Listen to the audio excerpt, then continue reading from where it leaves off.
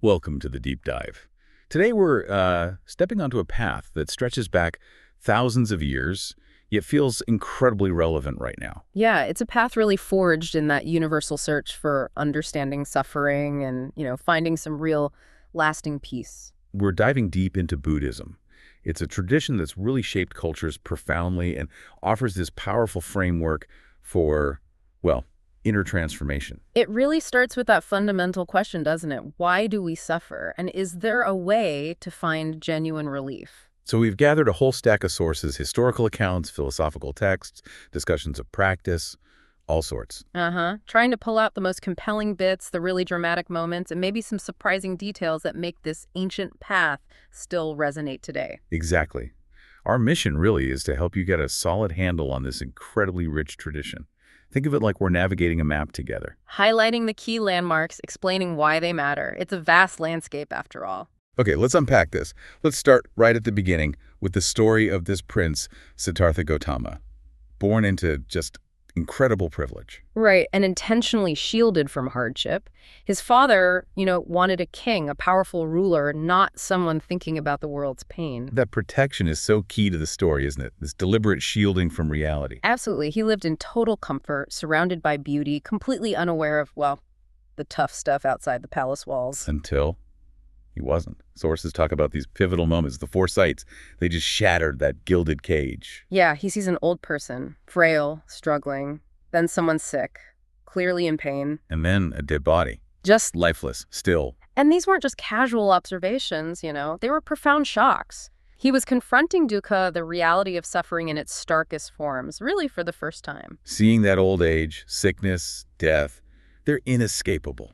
For everyone, no exceptions. That realization, the universality of it all, led to this incredibly radical, deeply emotional decision. At 29 years old, he leaves everything, palace, status, wife, even his newborn son, just walks away. Driven by this burning desire to find a solution, an answer to suffering, not just for him, but for all beings. It's quite something. That great renunciation. It's such a powerful image. And then his search, it wasn't easy. Years of extreme asceticism. Pushing his body to the absolute limit near starvation, he initially thought liberation lay in, severe self-denial. But that didn't work either. He realized neither extreme indulgence, the life he left, nor that extreme denial was the way. Right, which led him to this critical insight, the middle way, a path of balance, of moderation. And this culminated, famously, under the Bodhi tree, sitting in deep meditation. With this incredible resolve, not getting up until he found the answer, until enlightenment. Imagine that determination. And he did it. Became the Buddha, the awakened one, understood the true nature of reality. His first teaching then, in Sarnath, laid out those fundamental truths he'd uncovered. Now, stepping back a bit, it's useful to see the context, right? Where Buddhism emerged from. Absolutely. Ancient India was this incredibly dynamic place spiritually, a time of real questioning, dissatisfaction with traditional rituals, lots of different movements popping up. People were really looking for genuine answers to life's big questions, weren't they? Yeah, questioning the established ways.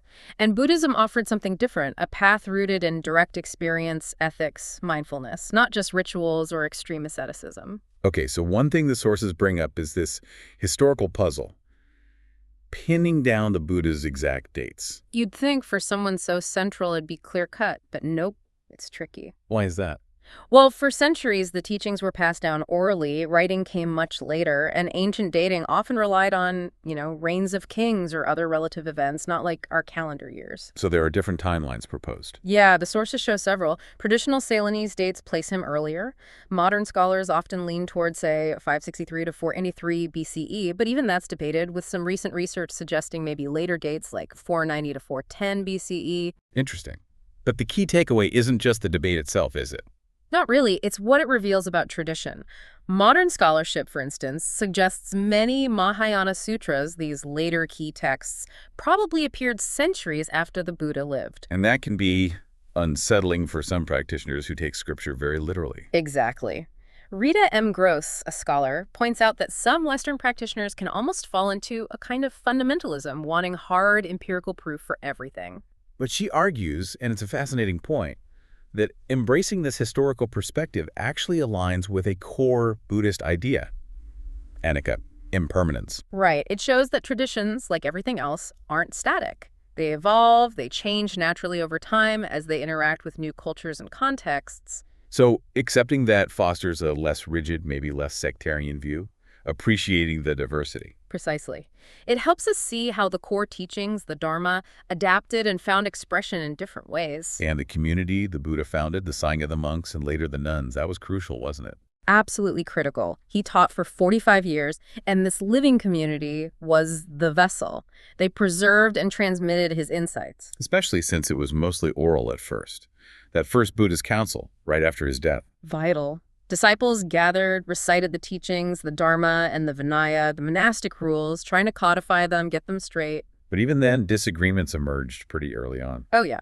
The Second Council dealt with some disputes, and that led to the first major schisms. So, diversity and differing interpretations were there almost from the start. Setting the stage for the incredible variety we see later. Exactly. Which brings us squarely to the core of his message. The Four Noble Truths and the Noble Eightfold Path. The diagnosis and the prescription for, well, the human condition. The medical analogy is often used, and it's quite helpful, I think. Okay, truth one, the diagnosis, dukkha, suffering. And as we saw with Siddhartha, it's way more than just stubbing your toe or physical pain. It's this pervasive sense of unsatisfactoriness, stress, the fact that everything is transient. Even good things. Even happiness, yeah. Because it doesn't last, it carries that subtle potential for loss, for change. It's inherent in conditioned existence. This is not pessimism. No, not at all. Yeah. It's presented as a realistic assessment. You have to see the problem clearly before you seek the cure. It's the starting point. Okay. Truth two, the cause. Samudaya. Yep. Where does all this dukkha come from? Craving, tanha, this relentless thirst, wanting things to be different, clinging to pleasure, wanting things to last forever, wanting unpleasantness to just go away. That constant push and pull. Exactly. And what fuels that craving? The sources point to the three poisons, or three fires. Or greed. Or grasping, attachment raga. Hatred. Aversion, ill-willed ve. And delusion. Ignorance, misunderstanding reality, moha. These are the deep-seated patterns in our minds that keep the whole cycle of suffering spinning. Okay, so there's the problem and its root cause. Truth three. The possibility of a cure. Niroba. This is the really hopeful part. Suffering can cease. There is an end to dukkha. And that cessation is nirvana. Yes. Nibbana in Pali. Literally blowing out or extinguishing those fires of greed, aversion, and delusion. What is nirvana, though? It sounds abstract. It is hard to describe in ordinary terms because it's unconditioned, but texts describe it as the ultimate peace, freedom, stability, supreme bliss, liberation.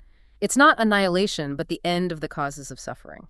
Okay, so there is a way out, which leads to truth four, the prescription, magga, the path itself. The Noble Eightfold Path. This is the practical guide, the how-to. It is the middle way that avoids those extremes of indulgence and denial. And it's not like a list of steps one after the other. No, that's a common misconception. It's presented as 8 interconnected factors that you cultivate together, often grouped into 3 main trainings. First is wisdom, praja, or panya. That includes correct view. Right. Seeing things as they truly are, understanding impermanence, suffering, no self, anatta. Getting the intellectual framework right. Correct intention. Yeah, cultivating the right motivation, thoughts of renunciation, letting go, but also positive aspirations like loving kindness, metta, and harmlessness. Aligning your heart, basically. Okay, wisdom. What's next? Second is ethical conduct, sila. This covers correct speech, truthful, kind, helpful words, correct action, not harming, stealing, engaging in misconduct, and correct livelihood, earning a living in a way that doesn't harm yourself or others. And this isn't just about being a good person. It's crucial for purifying the mind. Living ethically creates a stable, calm foundation.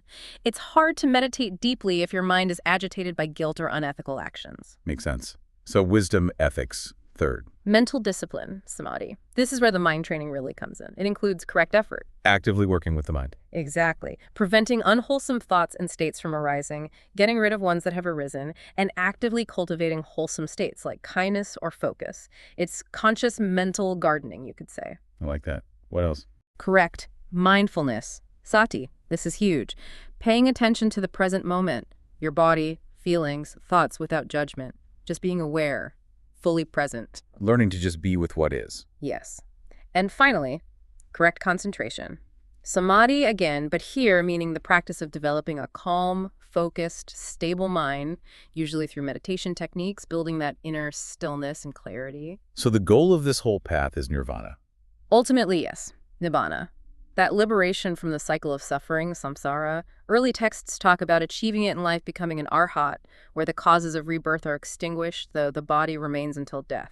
Or parinirvana, the final cessation at death. But then Mahayana Buddhism introduced a different flavor, right? A really significant one. The idea of a pratisthata nirvana, or non-abiding nirvana. What did that mean? It's the idea that highly realized beings, Buddhas and Bodhisattvas, even though they could enter final nirvana and be free from suffering entirely, They choose not to. they choose to remain engaged with the world, within the cycle of samsara, driven by immense compassion, makaruna, specifically to help all other beings reach enlightenment too. Wow. That's a huge shift.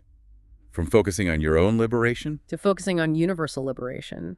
The ideal becomes not just arhatship, but full Buddhahood, embodying boundless wisdom and boundless compassion for everyone. It's a profoundly different aspiration. And all this really underscores that Buddhism isn't just about believing things, it's about doing things. Active transformation. Absolutely. Meditation bhavana is fundamental. You have mindfulness, sati, to see clearly. Without getting swept away by thoughts and emotions. Right. Concentration samatha, to calm the mental chatter and develop stability. And insight, vipassana, to penetrate illusions and understand reality directly, seeing impermanence, suffering, no self. And cultivating virtue, sila, and compassion, karunya, that's not just a side thing. No, it's integral. Ethical living purifies the mind. And actively cultivating empathy, altruism, loving-kindness, metta, that's a core practice, especially emphasized in Mahayana. It's about generating that felt sense of care. Studying the teachings, the Dharma, helps with understanding. But it's got to be integrated, bringing mindfulness and compassion into everyday life, not just on the meditation cushion. That's where the transformation happens. And it's not easy. The sources mention the importance of community, the Sangha, and teachers. Indispensable. Guidance from experienced teachers and support from fellow practitioners is crucial. It's generally not seen as a purely solitary path. And it takes time, patience, diligence. And humility, learning from setbacks. The Buddha himself urged his followers to work diligently towards their own liberation. It's an ongoing, active engagement. Now, on this path, you inevitably hit obstacles, resistance. Oh, yes. And the tradition personifies this resistance, this force antagonistic to enlightenment in the figure of Māra. His name means the killer. That sounds ominous. It does. He represents the forces that keep us trapped in samsara, the cycle of suffering, death, and rebirth. But he's more complex than just a simple demon figure. How so? The understanding is quite sophisticated.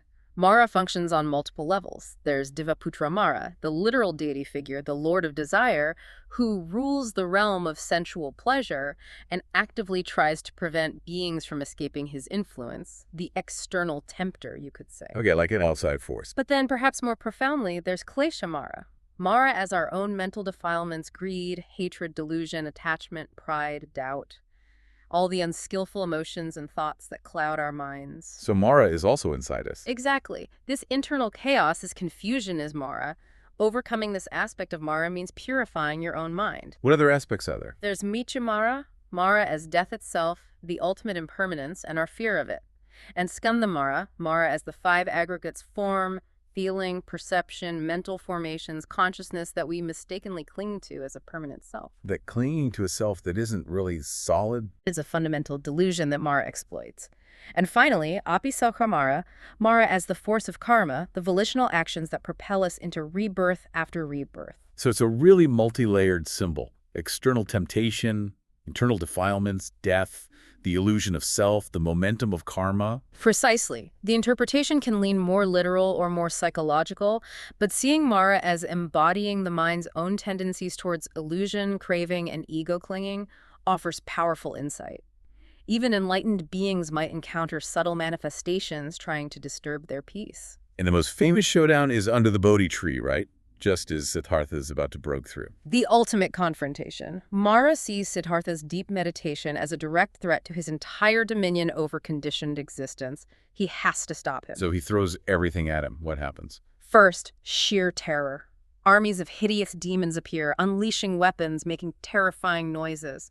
It's a massive assault designed to provoke fear, anxiety, disturbing thoughts, to shatter his concentration with raw emotional attack. But Siddhartha doesn't flinch. Doesn't flinch. Then, when fear fails, Māra tries seduction. He parades his stunningly beautiful daughters. Their names are Tata, Arati, and Raga. Craving, discontent, and passion. Exactly. This is the ultimate lure, trying to reignite worldly desires, sensual attachment, the most powerful pull for many. Still no effect. What's left in Māra's arsenal? Psychological warfare. This is maybe the most insidious tactic. Māra directly challenges Siddhartha.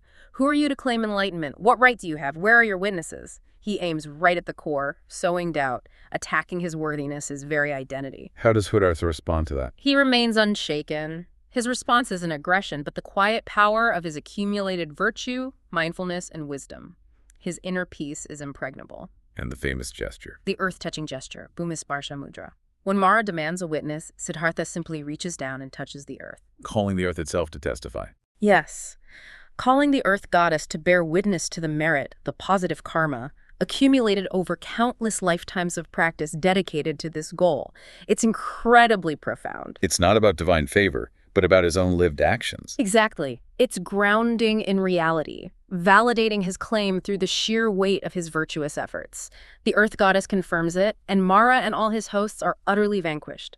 It symbolizes that unshakable determination triumphing over every temptation, every doubt. Let's unpack those daughters a bit more. Tantra, Arati, Raga. They represent key internal obstacles. Absolutely central. Tantra craving or thirst is that restless, insatiable wanting, never satisfied, always seeking something else, feeling agitation and dissatisfaction, that yearning heart. Okay. Aversion or discontent. This is the flip side. Pushing away what we don't like, dislike, resentment, frustration, even boredom. Dwelling on the unpleasant, resisting reality, destroying equanimity, the agitated, resistant mind. And Raga. Attachment or passion or lust, that intense clinging, whether to sensual pleasures, people, ideas, experiences. It binds us tightly to the cycle of suffering, samsara.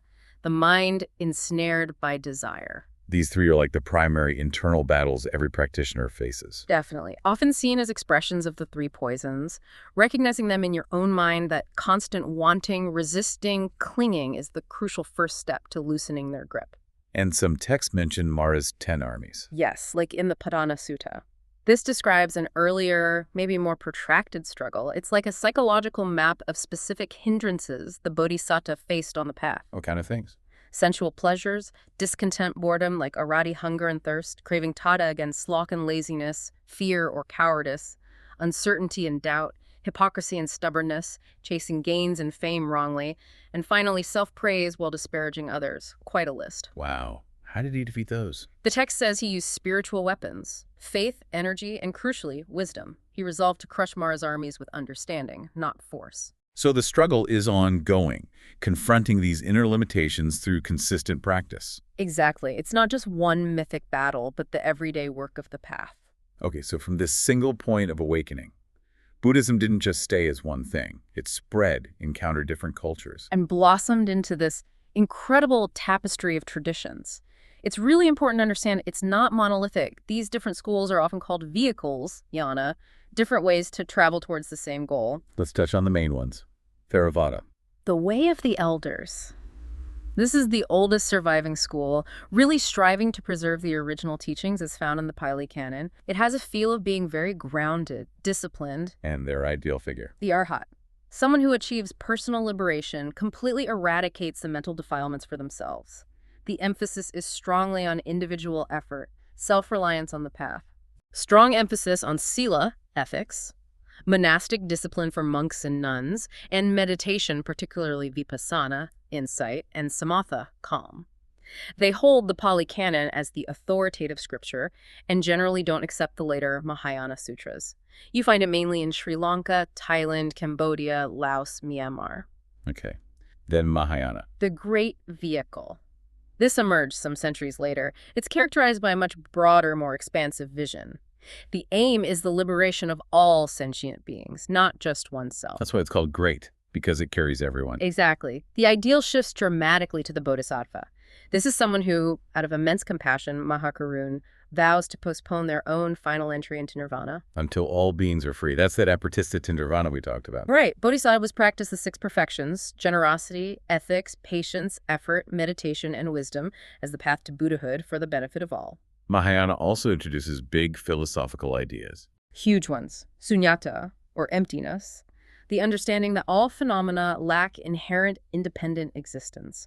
It's a radical deepening of no-self idea, and it cuts the root of clinging. Also, Tathagata Garbha, or Buddha nature. The idea that everyone already has the potential for enlightenment within them. Yes. A very powerful and optimistic view. Mahayana cosmology also becomes much richer, with numerous celestial Buddhas and Bodhisattvas like Amitabha or Avalokitesvara who can be objects of devotion and offer grace. Practices are different too. There's still meditation, often focused on emptiness and compassion, but devotional practices, chanting names, making offerings become much more prominent in many Mahayana schools. They also emphasize upaya, or skillful means, the idea that teachings can be adapted to suit the listener's capacity. Mahayana accepts the Pali Canon, but adds a vast body of its own sutras, like the Lotus Sutra or Heart Sutra. It's spread widely through East Asia, China, Japan, Korea, Vietnam, and is the largest branch today, also growing in the West. And within or alongside Mahayana, there's Vajrayana. The diamond vehicle, sometimes called Tantric Buddhism, it's generally seen as an advanced development within the Mahayana framework, particularly prominent in Tibet, Bhutan, Nepal, Mongolia, and parts of Japan. What makes it distinct? It's often described as a faster, more potent path. It builds on Mahayana philosophy like emptiness and compassion, but introduces unique methods designed to work directly with subtle body energies and transform challenging emotions. Transforming negative emotions instead of just suppressing them. Exactly. Harnessing their energy. It involves complex practices like deity yoga, visualizing yourself as an enlightened deity to actualize those qualities within yourself. There's also extensive use of mantras, sacred sounds, mudras, hand gestures, and mandalas, sacred diagrams. And the teacher is crucial. Paramount. The guru or lama plays a central role in transmitting teachings and giving necessary initiations or avyaka. Deep devotion to the teacher is often emphasized. The scriptures include Mahayana sutras plus specific tantric texts. Intense stuff. What about Zen? Zen, or Chan in China, Seon in Korea, Thien in Vietnam, is technically a school within Mahayana, but with a very distinct flavor. It really emphasizes direct, intuitive experience of enlightenment, often stripping away reliance on scriptures or elaborate ritual. Now immediate. Very much so. The goal is satori, or kinsho, a direct, often sudden insight into one's own inherent Buddha nature and the nature of reality.